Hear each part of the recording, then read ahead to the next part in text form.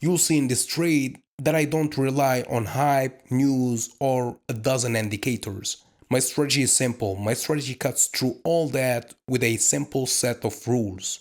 And remember, a lot of discipline is involved. I don't overcomplicate technical analysis or price action. I make it as simple as possible.